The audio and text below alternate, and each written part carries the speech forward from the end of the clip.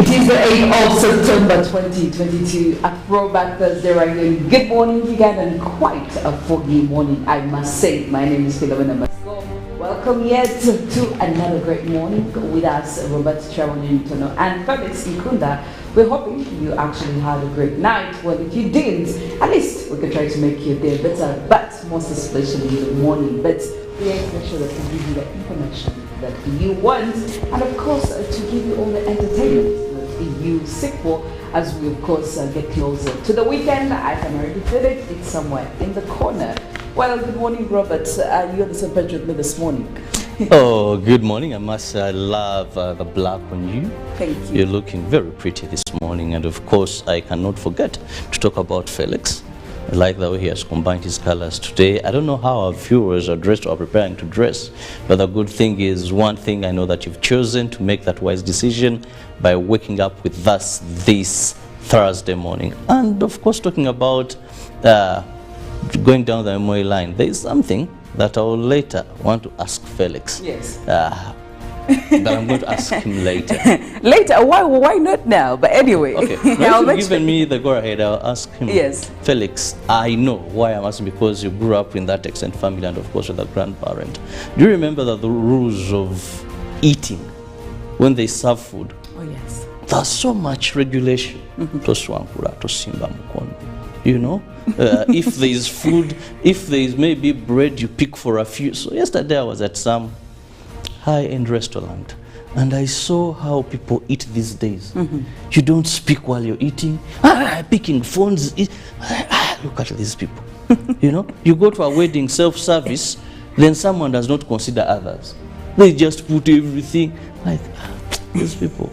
Those days when you were being trained, even how you speak, even if you're to stand up, the order. But I know Felix had a better experience when it comes to that. Felix, good morning. I don't know whether you're going to adhere to the allegations or you have a denial to make. I don't know how it's going to go down, but first, how are you doing? I'm awesome. Good morning, Philo. Good morning, Robert. Robert did say he was going to ask me a question. He asked my question, he answered the question. So I kept on waiting for the moment to answer, but what he said is true. And the same is very evident even up to today. Sometimes you get conscious, like when you put your elbow on the table, you know that was punishable. And if you looked at people directly in the eyes when you're eating, that was punishable. Yes. Like what he said, how you chew your food. Like yes. Like how, anyway, first we never got an opportunity to serve ourselves, so I don't know the experience of self-service. But I know that if your food remained, if you took food and, like, let's say you took soup and soup got done before the food got done, that was a problem. Even though and the reverse was true. Like you have to eat food and soup in the same portions up till the end of the meal. It's not this business of and having to eat the food and in you fact, let yeah, that's what they used to do. For us, they used to last. first give us soup. After you finish all the food, then they give you your meat. Not these things of first. In fact, because I remember how Granny used to do it, she used to remove like all the meat from the saucepan. They used to have something called kutre, kutre. Then they serve the soup. So you are motivated to finish your food so you get the piece of meat. But nowadays, you give a child, they only eat out the meat, they're like, I'm done. But I think that the parents were really very... Thank you, Mommy, for cooking. The parents were really very strict when it came to discipline, and it's not just only food, okay?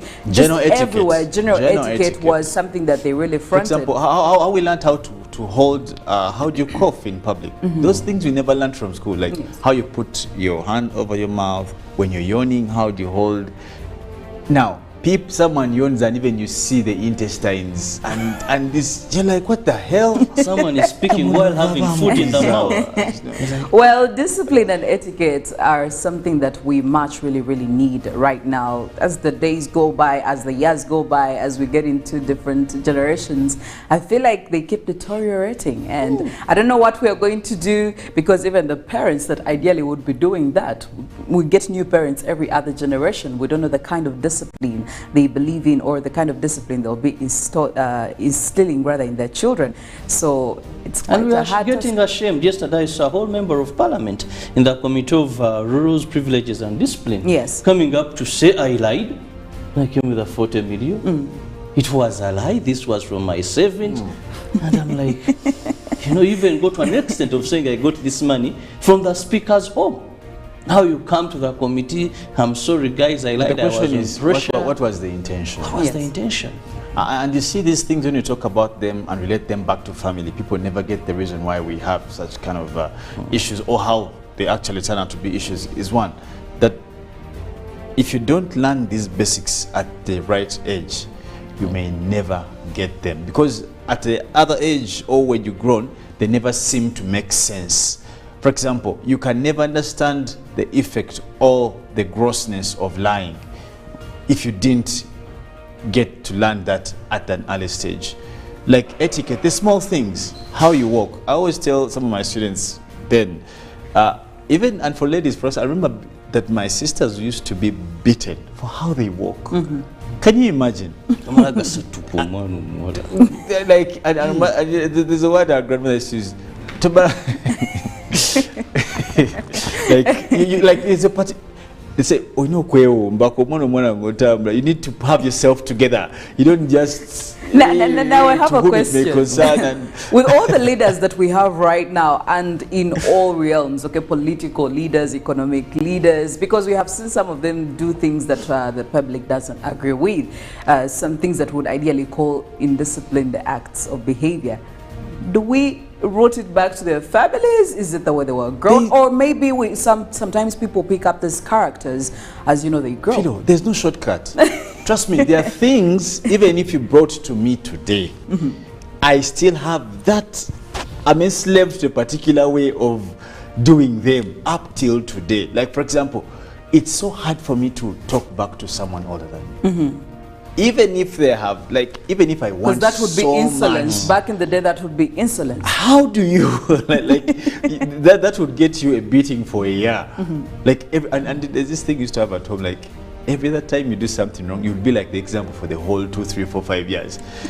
Like, what about Kirabo?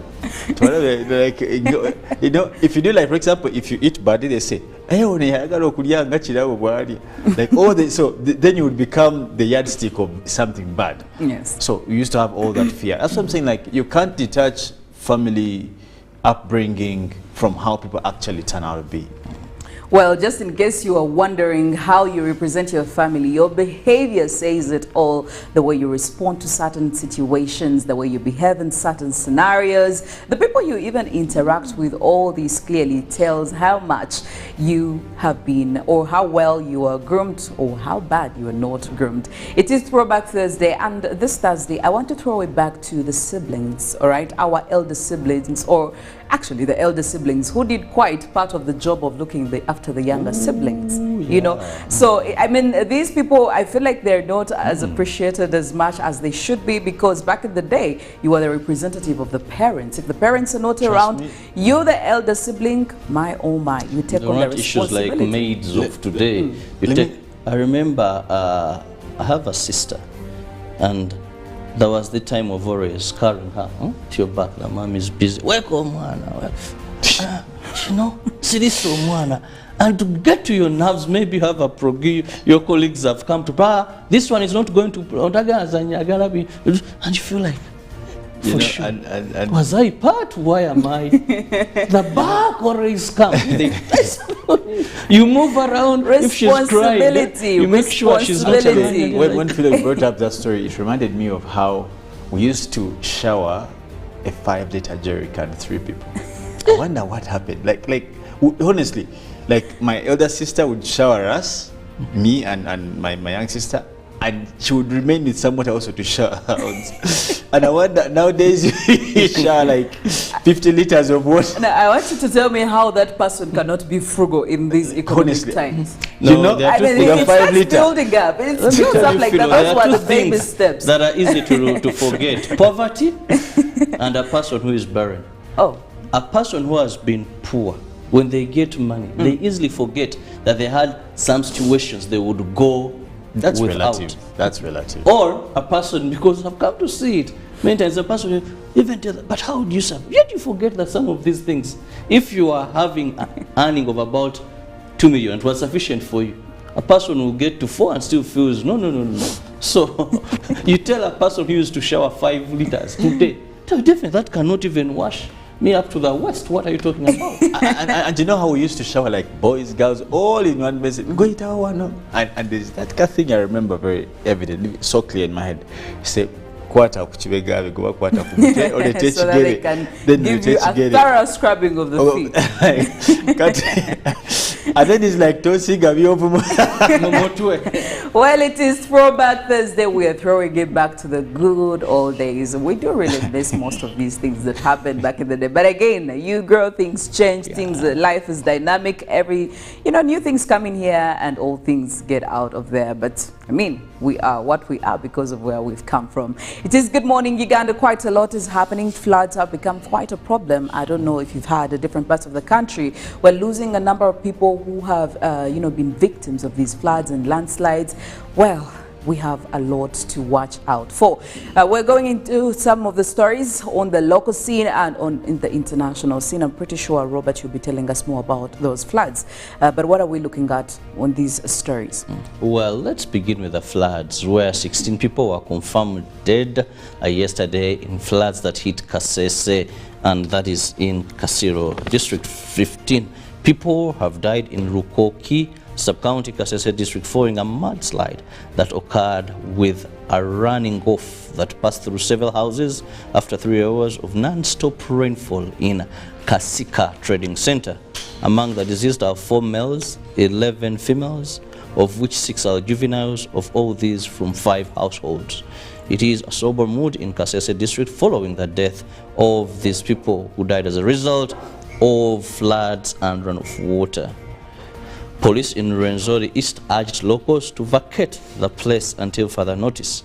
The LC3 chairperson, Rukoki Sub-County, Muhindo Emi, said about 100 homesteads have lost property and over 350 people displaced in the area.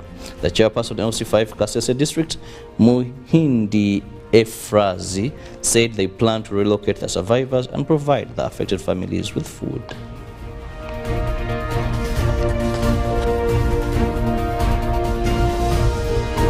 Now, turning to Parliament, while we see the Speaker of Parliament, Anita Among, who came out to ask for a speedy trial for the charges against members of Parliament, Muhammad Segirinya and Alan Sewanyana. Now, the two legislators, Muhammad Segirinya and Alan Sewanyana, are battling with charges of murder, attempted murder, among other offences. Now, it's now 1 year since the legislators, Muhammad Segirinya and his counterpart, were arrested following the murders that occurred in the Greater Massacre. The two are facing trial in International War Crimes Division in Kololo, are on charges of attempted murder and aiding and abetting terrorism, among other offences. Now, the prolonged detention of the two members has also raised concern to the leaders of opposition, Matthias Impuga, who asked for justice to the detained members of Parliament. And now, still in Parliament, Bokoto South Member of Parliament, Dr. Twaha Kagabo, confessed before the Committee on Rules that the allegations he made over the 40 million accumulated from the pressure mounted on him by his constituents and other people. Kagabo told the committee that the 40 million he alleged to have picked from the Speaker was his own saving, accruing from the pressure mounted by the individuals who expected a share from the rumored 40 million MPs give away by Parliament. Kagabo was appearing before the Parliamentary Committee on Rules, Discipline and Privileges. Now, still in Parliament, Speaker of Parliament and the Prime Minister are set to meet on Thursday to reach a consensus on the fate of the upcoming Nyege Nyege Festival in Jinja. The following, the public dissenting views by the duo over the event, which most people have viewed as morally compromising. Members of Parliament want a position reached to stop the clash between the two offices of government.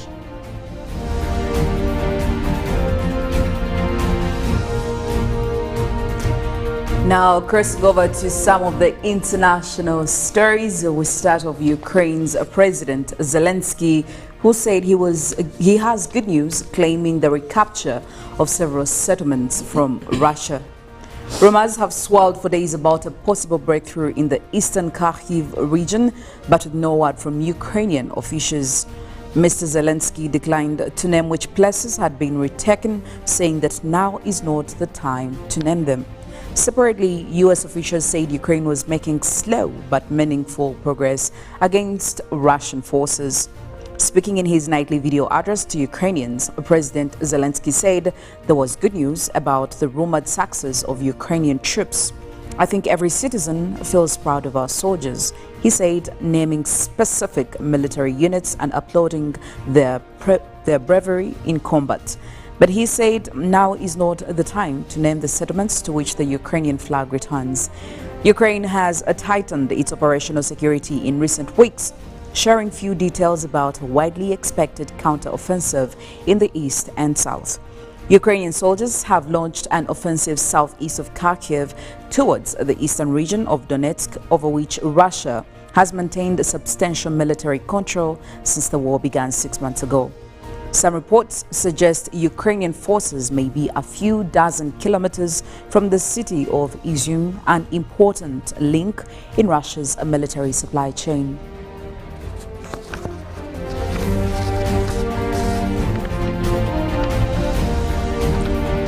The suspect in a stabbing that left 10 dead and 18 others injured has died of self-inflicted wounds as he was captured by police in Canada, according to local media. Police said earlier that Miles Sanderson, 32, was taken into custody in the province of Saskatchewan on Wednesday afternoon. Footage from the scene showed a white SUV ran off the road and surrounded by police cruisers near Rostan town. 10 victims remain in hospital, 3 of them in a critical condition. News of his capture came soon after an alert was sent to Canadian mobile phone users warning people near the town of Wakao to seek immediate shelter in place because a man armed with a knife had been seen driving in the area. Rostan is 44 kilometers west of Wakao. An unnamed official told the Associated Press that during a car chase, officers knocked Sanderson's vehicle off the road. The source did not tell the news agency when or how the fugitive's injuries were inflicted or when he died. Police had already charged Sanderson with first-degree murder, attempted murder, and breaking and entering.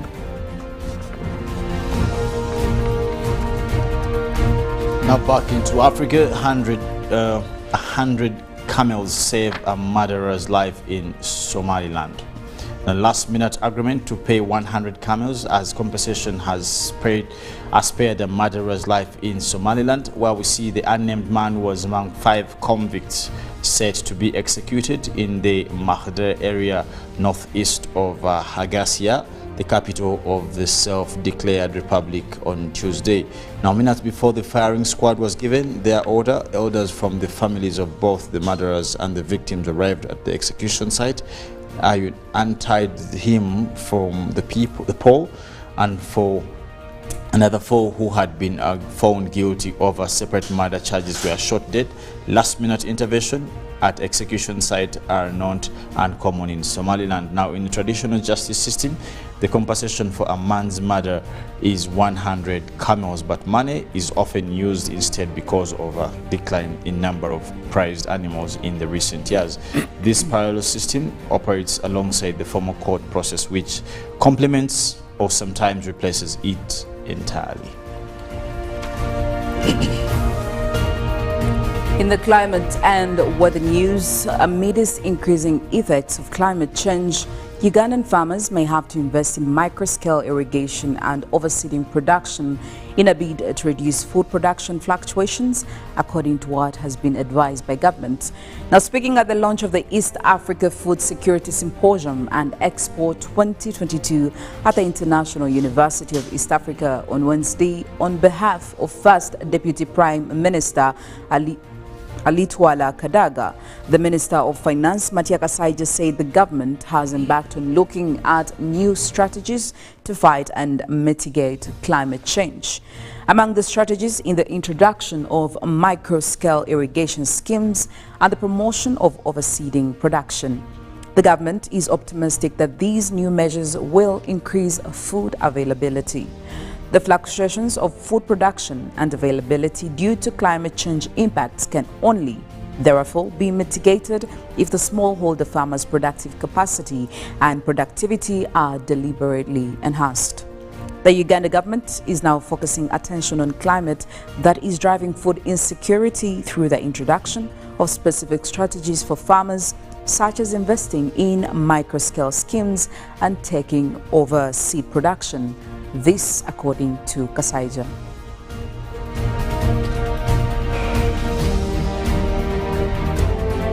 Well, there you go, some of the stories on the local scene and elsewhere. Of course, not forgetting the climate and weather arena, which is also catered for here on Good Morning Uganda. But also something else that is catered for. Every other day we talk about health, we talk about maintaining it, we talk about you prioritizing it, and we go ahead to even give you a few tips here and there. And again, this is an area of specialty for Uncle Bob over here. And I will not get tired of sounding the drums. Wake up, get hallelujah. Jinga tea, hallelujah. Banana fruit juice, hallelujah. Tamarind drink. Now we want you healthy. And it is very simple, just 1,500.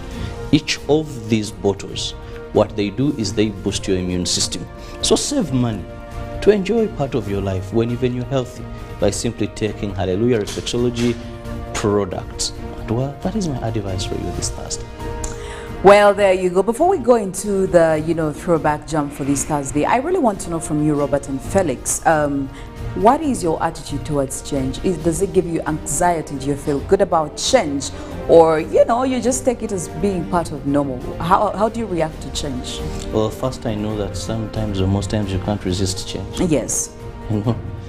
It is something that will happen, but causes anxiety. Sometimes for the fear of the unknown, because you don't know how it may treat you. So there's a bit of anxiety. but for the biggest part, you're okay with change. Yeah.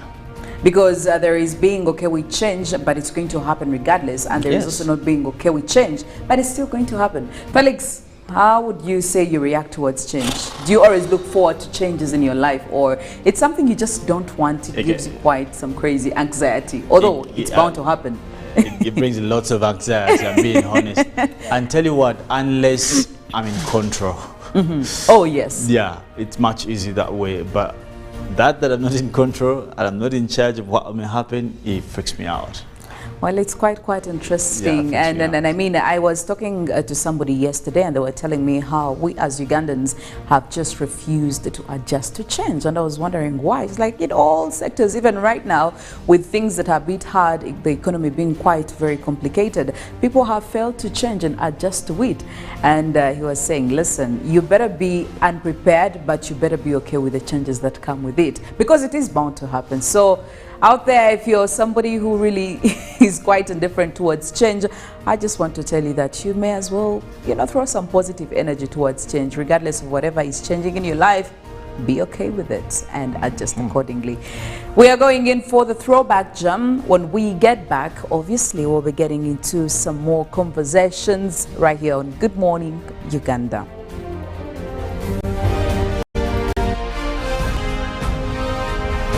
Live from UBC Studios in Kampala. This nature that sustains us all, that enables us all to continue each in their own way, because we are all different, even according to each individual's work.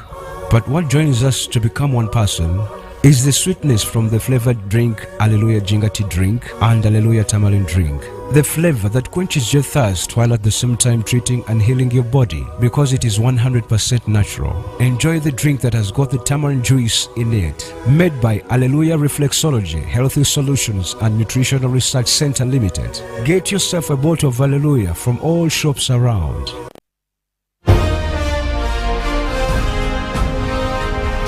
Live from UBC Studios in Kampala. This is Good Morning Uganda.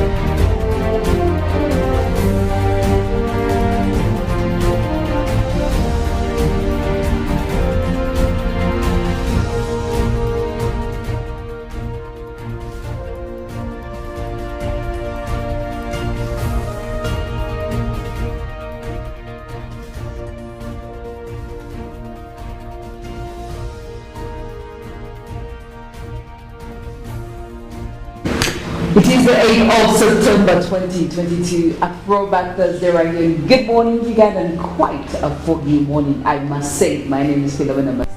Welcome yet to another great morning with us, Robert Nyonyintono and Felix NKUNDA. We're hoping you actually had a great night. Well, if you didn't, at least we could try to make your day better, but most especially the morning. But we have to make sure that we give you the information that you want, and of course to give you all the entertainment that you seek for as we of course get closer to the weekend. I can already feel it. It's somewhere in the corner. Well, good morning, Robert. You're the same page with me this morning. Oh, good morning. I must say I love the black on you. Thank you. You're looking very pretty this morning. And of course, I cannot forget to talk about Felix. I like the way he has combined his colors today. I don't know how our viewers are dressed or are preparing to dress, but the good thing is, one thing I know that you've chosen to make that wise decision by waking up with us this Thursday morning. And of course, talking about going down the memory line, there is something that I will later want to ask Felix. Yes. But I'm going to ask him later. Later? Why not now? But anyway. Okay. Now you've given me the go ahead, I'll ask him. Yes. Felix, I know why I'm asking, because you grew up in that extended family and of course with a grandparent. Do you remember that the rules of eating when they serve food? Oh yes. There's so much regulation. Toswankura, tosimba mukono. You know, if there is food, if there is maybe bread, you pick for a few. So yesterday I was at some high-end restaurant and I saw how people eat these days. This is Good Morning Uganda. Pick of the day on UBC.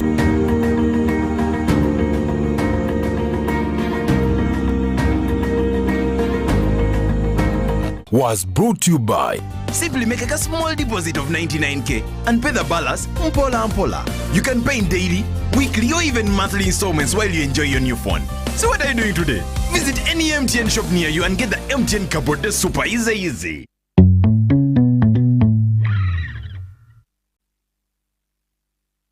Forget last season. Forget the oohs and the ahs. Forget every moment that stole the show, because the real show is here on GoTV. It's the new season. It's action-packed and it's going to be non-stop football. With over 1,000 games from more than 7 leagues and cup competitions plus a World Cup. Make sure you get the best seat in the house this new football season. Get a GoCoder with 1 month of GoTV value for only 25,000 Uganda shillings and enjoy non-stop football. GoTV Uganda. Love it. Oh, they look nice. Thank you, honey.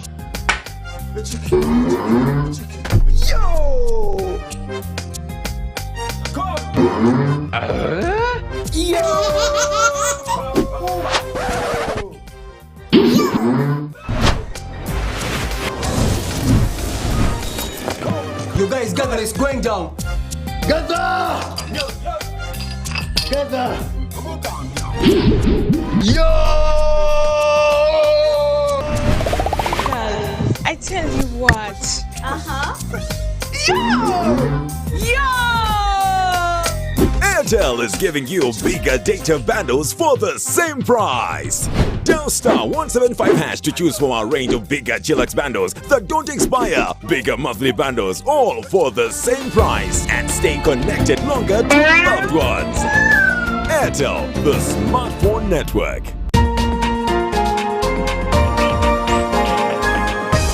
One-on-one with Michael Jordan Lukomwa. A weekly face-to-face conversation focusing on accountability, inspiration, information, and sensitization of the public from the various sources such as inspirational profiles. Having a disability is not inability. Professional guidance. There is no special antiretroviral therapy that is given specifically for discordant couples. And of course, politics. Don't you see anywhere that you would give a credit in the fight against COVID? My role as the owner of the country is not to, be preoccupied by giving credit to my servant. We have said that if we are to talk to General Museveni, there must be certain conditions in place. Is it true that you paid 5 million shillings to MPs that voted for Anita Mong and Tayebo? That is laughable. Why would we pay when we have nominated them as SEC? Every party has been represented in Uganda's parliament for 10 years. We only by one MP. You yourself and my daughter, Susan. Every Friday 9 p.m. it's One-on-One with Michael Jordan Lukomwa on UBC TV, inspiring Uganda. The Tales of Kasozi, brought to you by Uganda Communications Commission. Hello? Hello? This is Kasozi. How can I help you? Hey, Kasozi, my brother. Long time. We last met when we were at campus. It's been a while, but you are the person I'm looking for. Campus? Really? Hey, you don't remember me? Okay, so how can I help you? I'm stuck in Gulu making millions, and I need to urgently send money to my sick mother. But I can't find any mobile money agent near me. I've sent the money to your phone, as you can see the message. It might take a few minutes to come through, but I urgently need you to send the money to my mother. Let me send you her number, and you send it to her chap. My friend, I'm afraid your mom is going to die. What? Because I don't know you, I never went to campus, and I'm also in Gulu. So can we meet at CPS, we talk about it? Stay tuned for what Kasozi does next. Tofera. Refrain from unnecessary engagements with strangers over the phone. This message is powered by the Uganda Communications Commission.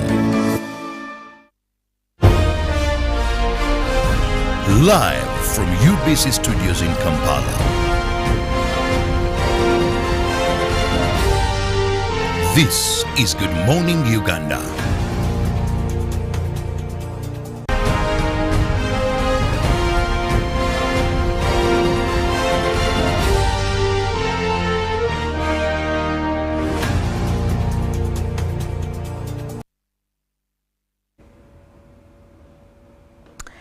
Good morning, Uganda. Welcome to the Newsreel segment right here on UBC TV. My name is Philomena once again with Felix NKUNDA and Robert Kirabo Nyonyintono here to talk about the topic for the day. What are we going to be discussing?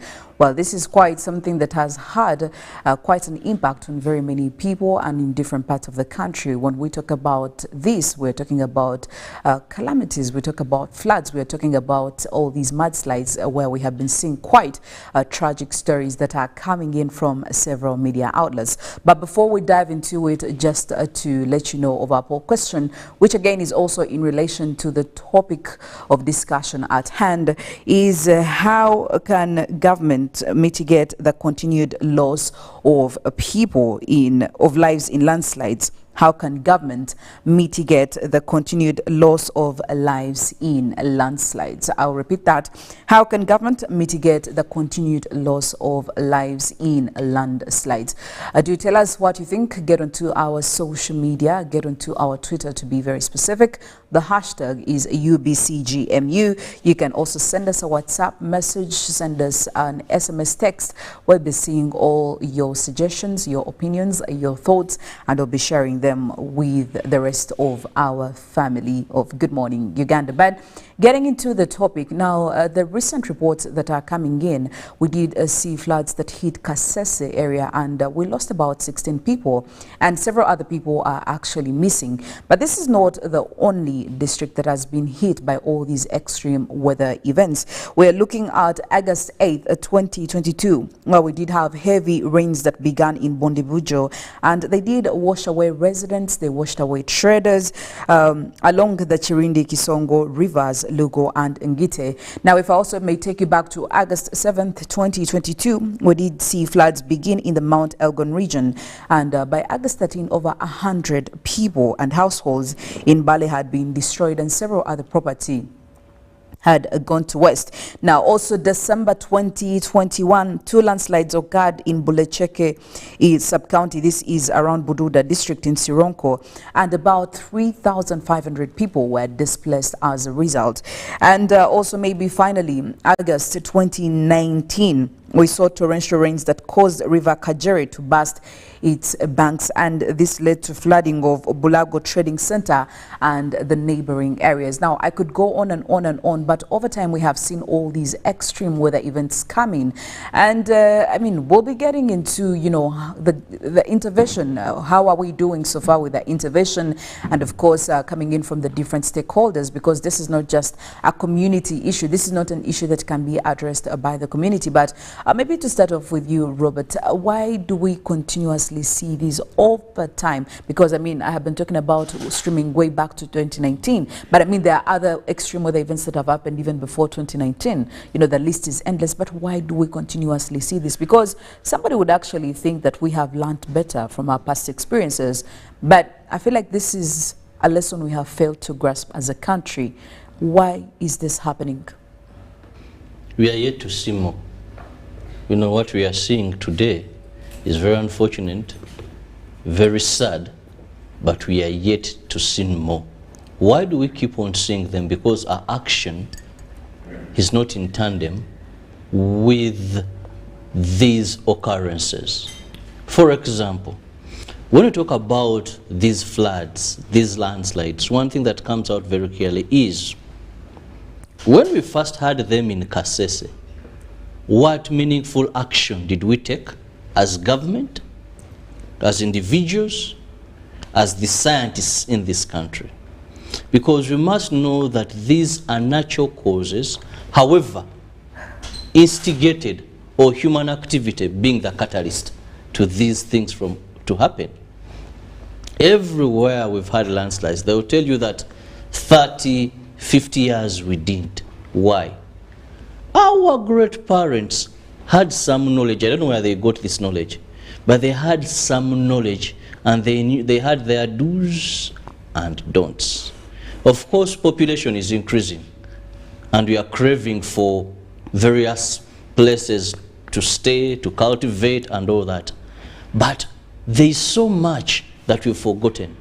Now, when you look at most of these areas, they'll tell you running water from the hills or the heavy rains that lasted for this particular period of time had an impact. And when they came to these areas where there are people, that is what happened. Kasiro, the particular trading center we are talking about in Kasese, is almost between hills. And some of the dwellers there, you see that it extends a bit uphill. So what happens? One, people will tell you that when you go to these slopes, people are now cultivating there. People have cut the trees. When scientists come up and warn and tell the people that we are suspecting, when you look at the cracks, when you look at the heavy rains, this time the meteorological department told us we are going to get rain above normal. Rain above normal means you're going to experience extra or excessive rain, because what they call normal rain is they read the pattern of rainfall in a particular area, and they will tell you this is the rain. There's either they measure the amount of rain you get. So we either get above normal or below normal. So for this particular area, it was worse that they're going to have rainfall above normal, meaning too much rainfall than they receive in that particular area. So, what we've not learned is we're not responding to science, because where the scientists, His Excellency has talked about scientists, but you see, if scientists give us information and will not respond, then it is as good as useless, because at the end of the day, what we want the scientist for, to help us avert, then is going to happen. Most of these areas, when you go back, have people left the areas? The answer is no. Has there been forceful evacuation? Okay, for us to say that no. You didn't want to leave, but you are forcefully evacuated. I've followed stories, USA, where someone says for them they are not willing to leave that particular place. But then government carries out what they call forceful evacuation. It says, yes, you have attachment here, your great parents were buried here, because these are some of the excuses. This is our ancestral home, we are buried here, and all that. They say, no, we are removing you in your interest, and you're taken to another place. So, have we done that? Have we provided resources? Because when we had the Bududa incident, government and a committee was set up, I think it was set by General Moses Ali, and they said, how do we help to avoid such a situation? One was, let's remove people from this area. Either we give them money to go and settle in other places, or we resettle them and construct shelters for them to go there, or we look for land within this very community. But at the end of the day, we saw government committing themselves to building houses, which in monetarization, when they compared, was even very expensive. So we have not taken action that can prevent this from happening, both as government, as communities, as individual settlers in these very areas that are prone to these disasters. Now, still speaking of the disasters, Felix, I mean, we have seen them happening every other time. You know, a matter of fact, when all these meteorologists coming to warn us of all these extreme weather events coming in, there is an expectation of something like that happening in the country. But the question here is, why do you think we have failed to get a permanent solution to this? Because every other time, I could tell you that it's more or less the same procedure. When we know that calamity has befallen people in the eastern part of the country, floods in Kasese, you know, mudslides, wherever they are in Uganda, we know that, yes, we'll have some government official go there to see what is happening over in that place. We know that there are other organizations that will come in to aid and complementing, of course, government assistance. We have seen the Uganda Red Cross do that on several occasions. But it's the same thing that happens every now and then. The question is that, is there a possibility of us getting a solid and a very a consistent solution or a permanent solution in this case? And I mean, why have we failed to do that right now? Because like Robert said, we are yet to face more of these. So why? Yeah, well, rightly said, we must be able to cater for the problem we're dealing with today by far. Taking notice or appreciating the need to deal with a lacuna that is not dealt with in the aftermath of what we are looking at, but rather in the thesis of the challenge. One, today we are talking about government intervention. That is the last part of the tail of the problem. But let us be bold enough to answer the beginning of the problem. The questions at the beginning of the problem. Many a times when we talk about government, we seem to focus on those elected, those who have put themselves in the picture of holding power. But if you go into the sense and the tributal appreciations of scholars like Thomas Aquinas, Cicero, Easton Martinez, the likes of Grant William Ambrose, they all attribute governments to a general consensus approach of governance that has light to do more or less the same thing. I would say that the representation of government is everywhere by people who are natural. What happens in these places is, we can say it starts before our eyes. When people come to settle in these places, what is the responsibility of any other people? Because the history of this region is known. Yes. I can even tell you, I'm sorry, I won't even make a prediction, because it's easy even to predict and say maybe in this rainy season there will be another. It's easy to tell. Yes. The problem today is because communities have failed to appreciate their own problems and find solutions. For example, where are the local councils who approve these buildings to be there, if they are there anyway? Even communities, let me tell you, you can't be losing people year in, year out, and you think that's a government problem. In a third world country, it's not a government problem. It is a community problem. We are part of the problem. You must, yes. We're building it. I can tell you, government can't, and Bobby was talking about settle. You cannot resettle people. They will tell you we are. It is so expensive. I like the fact that when he gave examples, he only mentioned USA. I was waiting to hear other. I was counting on my fingers. Okay, lucky enough, he stopped with USA. There's a reason why USA has the capacity, and still it is also struggling with tornadoes and monsoon and all these kind of challenges. The wildfires, it cannot, resettling people is not, it's easier to speak. That's why, like Ndugu, former RDC, Wamoto, told you that in as much as the plans were there, the molest didn't even get started. Resettling people means you're dealing with transfer of culture. That's what the people are telling you. That's why they keep on talking about, we have been here, we are defined by these places. Now, how do we help you in your space? That should be the discussion. And that must be fronted by the local societies. For example, how do you settle a town in a valley? Let's just be real to each other. We need to help these situations, because these things happen when we are seeing. And these people in these places, let me tell you, even without the meteorological reports, they predict these things more than all of us. So that the residents themselves actually know that this is the time. They are being their own. They're quite stubborn. Yes, because they know, they have been there.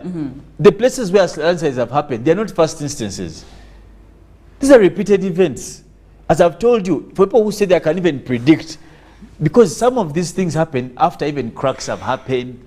There's a crack. They can tell you there's a crack on this probably hill or what. And because they do actually, they alert their local councils. They know these things. Yes. But the problem is that societies have, and this is the mentality of, I don't want to say black people, the mentality of many inhabitants of third world countries.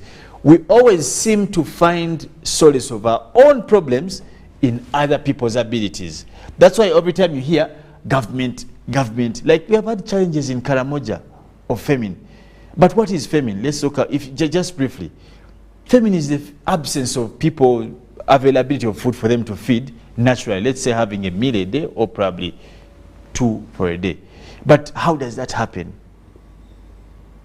These are society problems.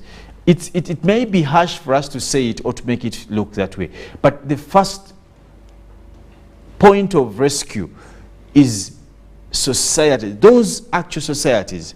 When people are building in these high-risk areas, what is the role of society? Do we have, these people have some chiefdoms, I think, something like that. They have cultural leaders, they have political leaders, they have members of parliament. Why don't we invest in sensitizing these people if we have to? I can tell you, these landslides, why government can't do much? It doesn't have control over landslides. If it was a matter of paying, we would say let's pay the rain not to rain. Yes. In this, but because this is beyond, this is nature. So now we just have to be smart as a society. For example, in Kampala here we have floods. Even yesterday, when it rained, I think in the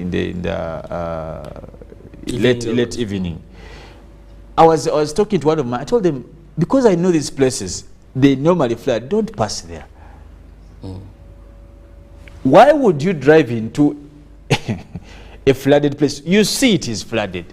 Now, when they take your car, in as much as government has a contribution, What is the role? And for me, I want to focus on the role of these societies in finding solutions for these problems. Now, that you speak of that, Felix, because we have established it's going to be quite hard. For the few options that government has as a way of intervening in these issues, definitely we have looked at one of them being resettling, which clearly right now is a no-go area. Yeah. There are no people who are going to respond to that positively. Financially. They're struggling. But so Felix did say we have to help these people from their localities. From their own places. How do we do that? Well, Felix looking it as very important for community and personal responsibility. I'm happy you looked at that angle, because definitely most of the times we tend to look upon government. But one, give them sufficient knowledge. I want to tell you there are certain things we think are common, but we must re-echo them repeatedly. For us Christians, Jesus Christ was here a long time ago. But every time you go to church and you're reminded of a certain scripture in a book you grew up seeing, even at baptism. So continuous sensitization must be something we must do to these communities.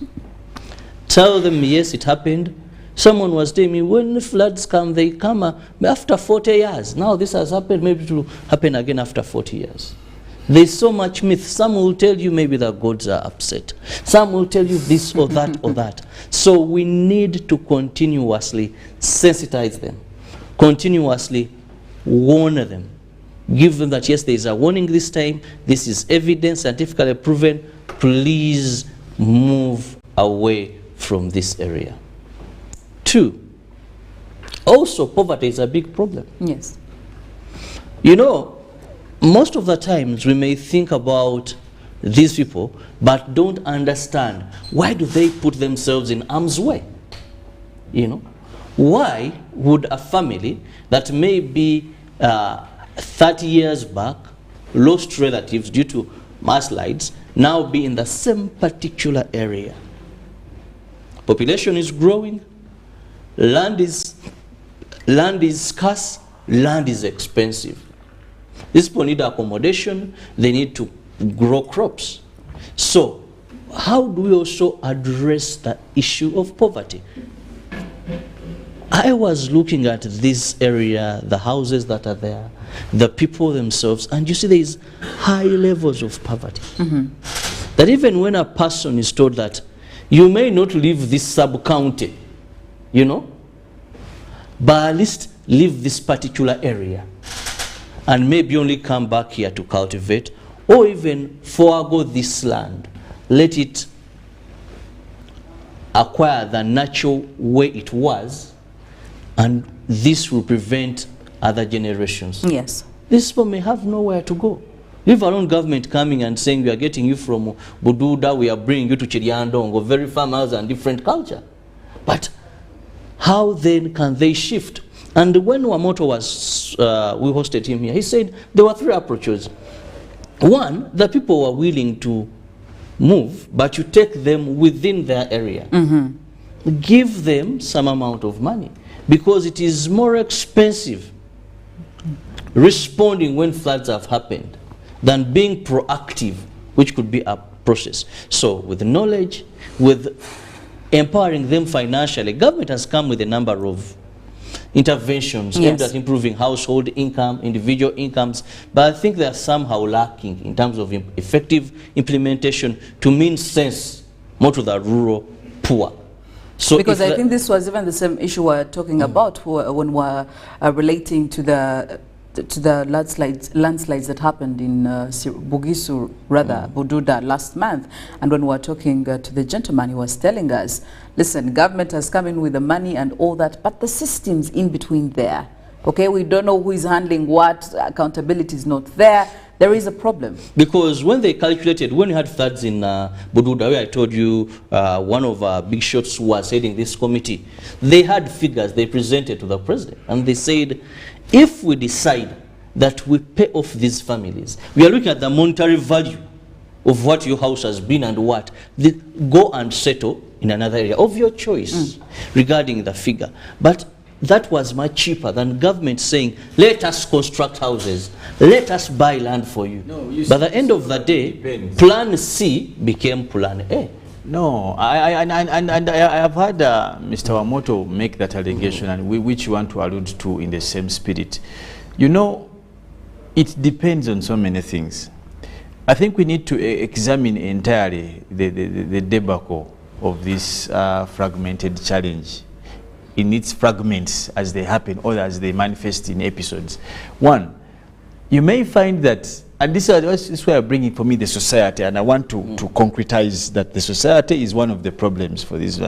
That you may find that every time, and I have heard that every time government even wants to buy land within the areas, yes, the people who want to sell land do come out to hike the what? Because they know it's government purchasing the land. And that's one of the challenges. Yes. Already you're defeating the purpose of settlement. Now, if government is going to find cheaper land in Chiriandongo, because we are dealing with, we are answering a crisis, we are not going to look at fashion of life. That has to be urban, have to be close to where they buried you. Looking at basics. I think here, for me, yes. That's it. If you're talking about saving a situation, we can't give government yardsticks. And if you're going to buy for us land, buy in a place where you can see the road, then in the there's a market. No. We are saving a situation. I think my point, Felix, was coming from this angle, that when the committee came on ground, there are 3 areas they agreed to. And according to some people, they said the cheapest was give these people money. They find where they can resettle. Because the thing was very clear. You've worked in journalism for enough time. Yes. That's not government policy. Government doesn't give individual money. Off people. That is a different thing. Paying to relocate, no. Yes, in case they want certain places for government programs, and they have left. Got what is happening in the oil region. People are being given money, and they are moving to other places. Government and oil exploration is continuing, plus the roads and all the developments. Your example is not conglomerate to what we are discussing. Oil resettlement is different from landslide resettlement. The other one is a financial to vacate land for their safety.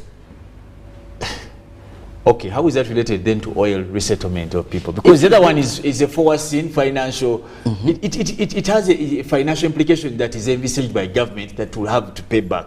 We are talking about aiding a mischief that is happening to people. How sure are you that when I give Philomena money, how many millions, they will actually resettle? Government has precedents of the same kind, that people have been given money and they have not resettled and they have stayed in those places. You've heard these reports time and again.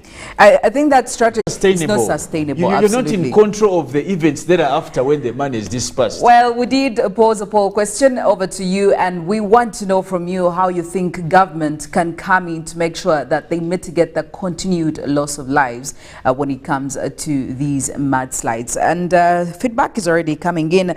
I do have a gentleman here who, that is Ivan Ongwalu. You're saying government should just take only food for those people, because even if they tell them to leave the area, they will not accept. And again, I think this is more or less of what you are saying, that there's quite a certain attachment residents or people in these areas have to these places. So resettlement is quite a very hard one for them. Now, coming in also from another gentleman, he says Kasese people have quite a big problem with land. About 80% of their land is national park and government land. So people are forced to live in mountainous or in mountains and overwhelm it, thus causing damage to the environment. And I think this is where your idea comes in, where you're saying that we need to sensitize people, we need to give them the knowledge they require so that they can be able to thrive within their areas. Well, we also do have another thought here coming in from somebody watching. They didn't identify themselves, but they say, well, the government could have actually mitigated this problem quite early, because it's not the first time it has happened. Well, do let us know what you think about this. The number is 0709602592. 0709602592. This is the same number you can use on your WhatsApp, or you can use it to, give us a traditional message. We will be able to see all these texts. Well, as we're trying to wind up on this one, Robert, what do you think really could be the final word? Because it seems a problem we are yet to face. every other time we have discussions about it, we fail to get a legit discourse about it. So what do we do? We need to empower communities in these areas, financial, whatever intervention government should come up with, because one of the reasons why these people are in harm's way, apart from maybe a bit of ignorance, is poverty. That no one would desire maybe to be in these places if they were financially empowered to move to other areas. But also government, we must be proactive than acting when disaster has struck. If the scientists whom the president says they have to get the big payments and all that, communicate and indicate. How do you respond very fast than coming up with the trucks, ambulances, blankets, maize and all that? I think if we invest that energy, I strongly believe communities have a responsibility, but government has the power and resources to cause forceful evacuation, to cause settlement, and to empower them financially. Felix, your parting shots. Well, for me, I think the food issue is not a problem, because I don't think these people are suffering from hunger or something. Normally, government responds with posho and some blankets. I don't think that's a problem. I think let us have well, again, the region is not suffering from famine. They're still necessary, though. They're still necessary, despite how you're trying to put it there. For photo moments, and the minister will stand beside a truck of what handing over. Felix, they still need these things. Yes, I think they don't refuse them. Well, take your blankets and food, but I think we need now to agree to have a joint discussion with the societies. Because where government is not in those places, government is in Kampala most of the times. Yes. Let us give them the ability to help themselves. If it's knowledge, let us give them the knowledge. If it's exposure, let us give them the exposure to what they need to do. I don't take things for granted that some people don't have exposure to know. Sometimes people are actually not in the know of what will happen. That's the truth. If information is available, like the meteorological department gives information, let them get this information. This thing of using English everywhere, some people don't know English. So I think we need to deal with this problem with the society, not from our offices talking about food, what and what. I think let's go down, let's find solutions, let's assist. If it's about giving money, let's put the money there. If it's about sensitization, let's do that. Well, maybe to just get the final comment coming in from Omoding Stephen from Palisade, says government should get somewhere else for those people as opposed to giving them cash. Well, we've already talked about the resettlement plan, which is not quite, it's inefficient for now, but at least the cash, we know the cash is out of, of questions. We can't give cash to the people. It will be misused. Well, that's it from the discussion this morning, but our poll question is still running, and please go on, engage. Let us know what you think. Just to remind you, it is how can the government mitigate the loss of lives over mudslides? How can the government mitigate the loss of lives over mudslides? Let us know what you think about this. The dailies are coming in next, and the press review shortly after this break.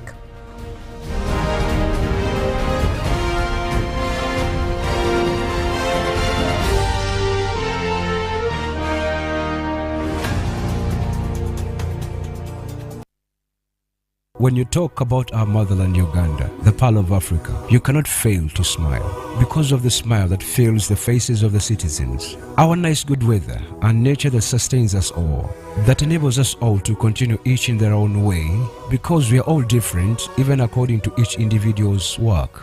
But what joins us to become one person is the sweetness from the flavored drink Alleluia Jingati drink and Alleluia Tamarind drink. The flavor that quenches your thirst while at the same time treating and healing your body because it is 100% natural. Enjoy the drink that has got the tamarind juice in it. Made by Alleluia Reflexology, Healthy Solutions and Nutritional Research Center Limited. Get yourself a bottle of Alleluia from all shops around. Forget last season. Forget the oohs and the ahs. Forget every moment that stole the show, because the real show is here on GoTV. It's the new season. It's action-packed, and it's going to be non-stop football. With over 1,000 games from more than 7 leagues and cup competitions, plus a World Cup. Make sure you get the best seat in the house this new football season. Get a GoCoder with 1 month of GoTV value for only 25,000 Uganda shillings and enjoy non-stop football. GoTV Uganda. Love it.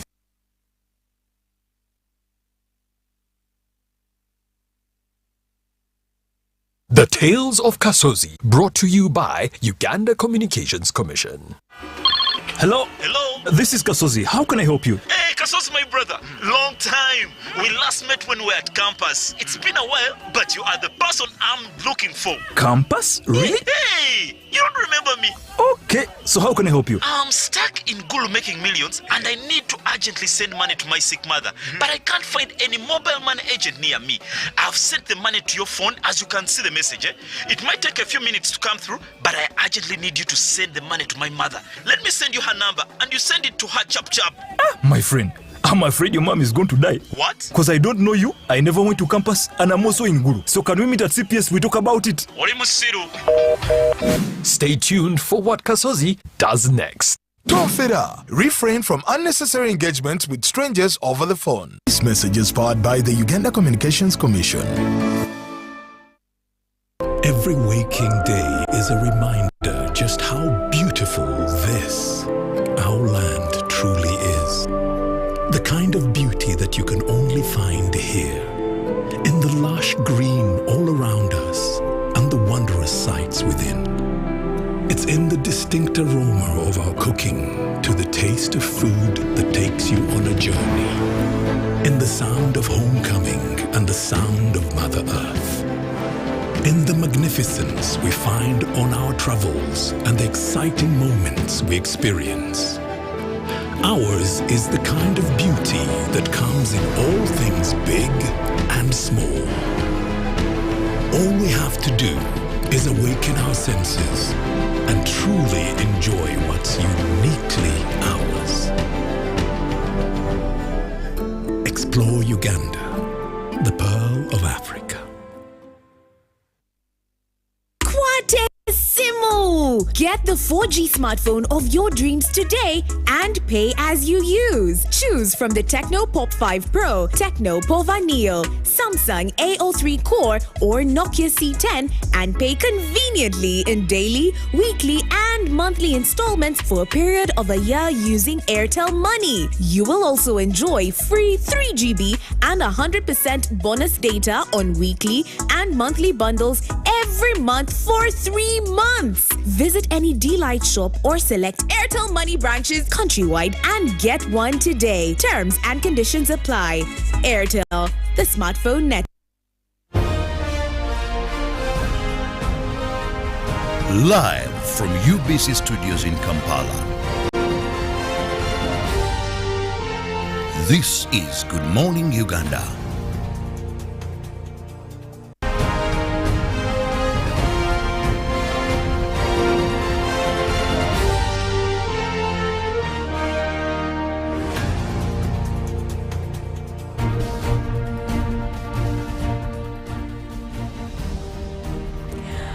Well, in the press review this morning, we start off with a new vision. The big story, of course, looking at the tragedy that happened in Kasese.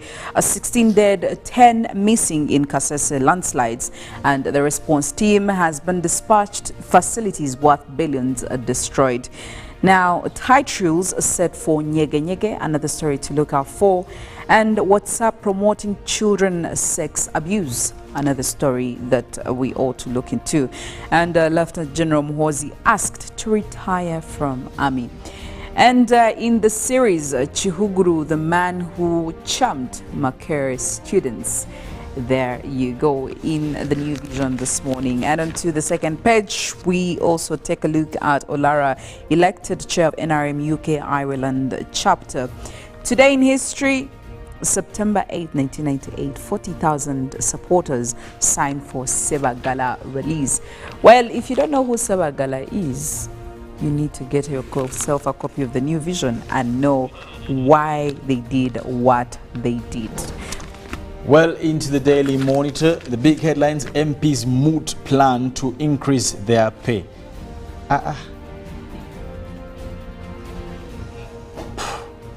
Well, House Second is Lady Friend lost property battle, and Kasese Valley of Death claims 16 lives. Now, Nabanja among sing different songs and tunes on Nyege Nyege. Now, in today's relationships, couples tell love beyond lockdown. Well, patients stranded at Mulago Theatre as it does halt operations and fight over rare jobs signals government merger slowdown. Well, of course, today in history, Obote promulgates constitution. That was in 1967, and French fuel protest spreads to UK. That is in 2000. In the New Vision, sports fans storm Cape Town. Well, why? I must tell you that the rugby boys over there are doing quite some attraction to people, and they're coming in to show their support. And of course, this is in line with the Rugby World Cup 7 that is happening over there. Now, while Lutalo left crested cranes, another story to look out for in this section, Isabi, they're worried about game time. The CAF Confederation Cup preliminary round first leg will be happening, by the way, on Saturday, so you need to look out for that, and many more stories in the New Vision Sports. Well, of course, still in sports, Alako smiles Kakande, happy with improvement, and Chelsea sacks Tatchell. But also in other sports news, we're looking at Nabumba motivated to work hard after real star recognition, and Maroons seek longer UPL stay. But of course, also negligence, a big worry for Uganda doping fight, and Nakai wants best DL final. And in the Daily Nation, still about Decision 2022, the last fight, of course, the National Assembly and the Senate, quite some headshots over there, and a high-stakes battle is set to unravel in Nairobi this afternoon as President Uhuru Kenyatta handed a shock defeat at the polls and at the Supreme Court by his deputy William Ruto after supporting Raila Odinga's bid and moves to grab the leadership of the National Assembly and the Senate from the ruling Kenya Kwanza. Well, quite see how the percentage, how they've been demarcated. We're looking at numbers here. We're looking at how all these parties are performing in this fight. Unions want junior high in day schools, and also looking at unease among security chiefs as Ruto takes over. Like we did say, transitions and changes are something that you have to adjust to whether you like them or not. And don't get me wrong, I will hand over power at Kasarani, says Uhuru. Yes, he did. This is, I think, what you were trying to concretize the other day, saying whether you like it or not, you will have to hand over the power. You're not above the constitution. The deputy was there to assist. Well, he's handing over the power to the deputy. Isn't that even better? Nigga has no choice. He has to be there in time. We're looking at the business. 2.8 billion Kenyan shillings in Kenya power tender for cables was cancelled. Why? What's the plan after that? Well, you need to get yourself a copy of the Daily Nation to catch up on that story and many, many more. I'm telling you, Felix, the changes and the transitions that are happening in Kenya, I feel like the locals are not exactly so worried about them. It's the people in power, it's the people in all these leadership positions that are being hindered by the changes. So I don't know how that is going to work on them, but I must say Kenyans are ready. Mentally they're ready, physically they're ready for all these changes, and they have not shunned away from showing that. It's a matter of time, I guess. It's just a matter of time, Philo. Well, also quite something that you have to know is the traffic on the road. And this morning, it's quite a cold morning. We did have the rain showers during the course of the night in some areas. For some other areas, there were some drizzles that did happen. So expect a bit of traffic on most of the roads, especially around Kampala and even in the city suburbs. Today I want to focus on areas of Seta, coming in from Mukono, Seta, all the way transitioning to Boyogere, Chireka, and all the surrounding areas, Namugongo. Well, taking it away from Seta, the road actually gets busy with the traffic right after leaving the town center of Seta. I could say that we do have quite a number of road users this morning. We do have stretched out periods or stretched out parts of the road covered in red, which shows that the traffic in that very specific place is actually heavy. We also do have traffic building up as you go on this Kampala Jinja Express, and as you're headed, of course, towards Boyogere and reaching Boyogere through Namamve, which is also quite busy this morning. We do have this traffic being heavy in this forest reserve, so you need to be quite very careful and cautious while you are trying to use that very specific part of the road. And getting to Boyogere, the traffic becomes heavier, and this shouldn't come in as a surprise. We do have cars trying to join in from several parts of the road and getting onto this junction over here, which really connects you all the way to Chirika if you decide to go this straight route, or if you decide to take this short route around, that is the Nambole route to get you to Chirika. But whichever way, you need to expect traffic. Chirika Road also does have some traffic spots. We do have traffic over here. We also have traffic building up in this very specific part as you're headed towards around Chirika. Now, Chirika town center is also quite very busy this morning. I must say the traffic over here is already taking a toll. It's already built around these areas. We also do have cars coming in from Namugongo trying to join the main road, which could also be one of the reasons we are seeing this traffic here. We also have cars that are joining in from Kamuli Road trying to get to the main road here, trying to also make sure that they navigate all the way to Banda using the Kampala Jinja highway. And getting to Banda, as of course you're coming closer, the traffic also becomes heavier in this very specific part.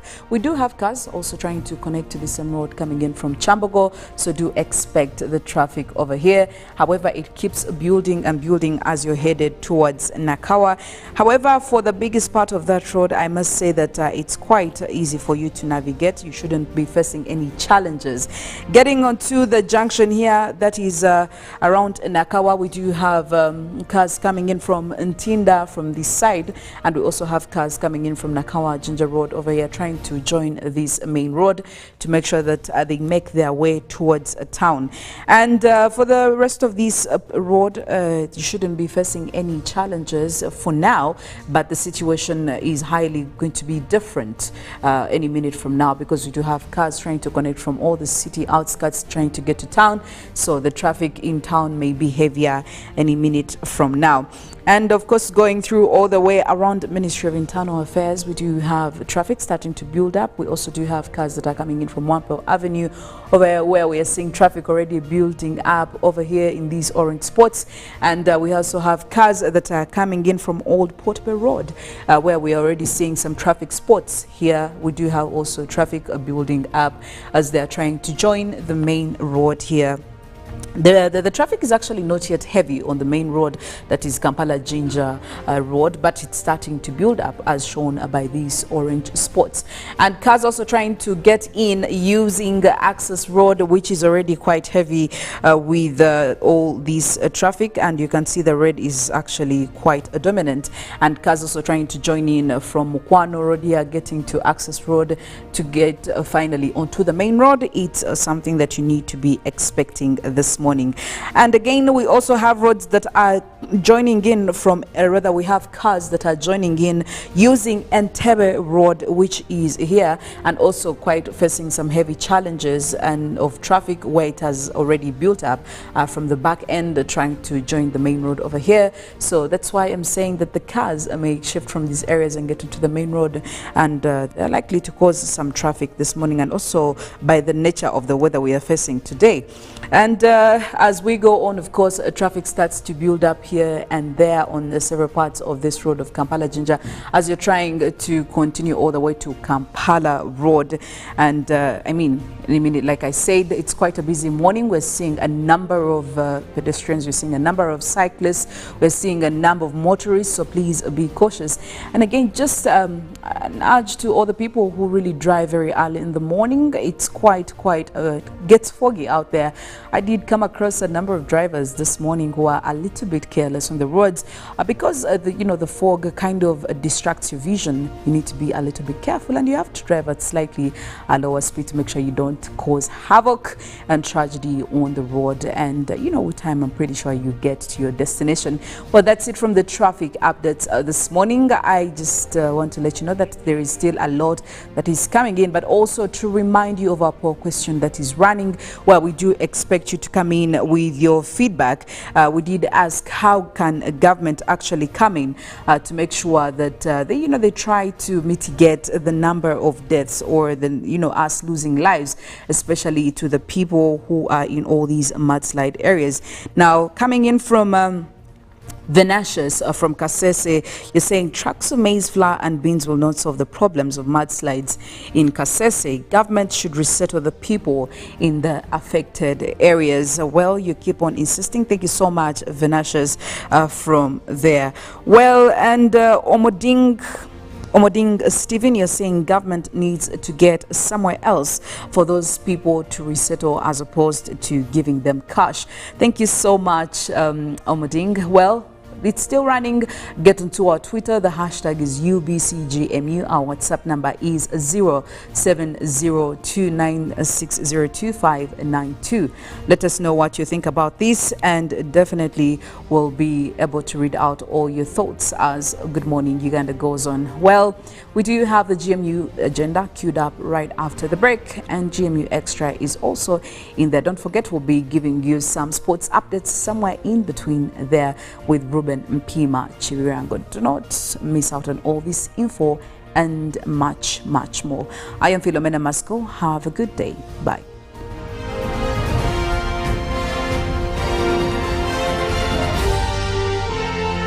This is Good Morning Uganda.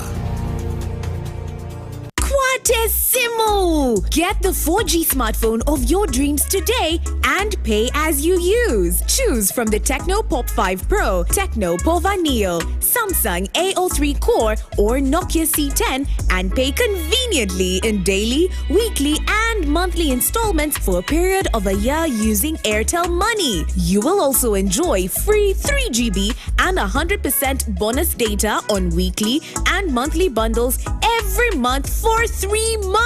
Visit any D-Lite shop or select Airtel Money branches countrywide and get one today. Terms and conditions apply. Airtel, the smartphone network.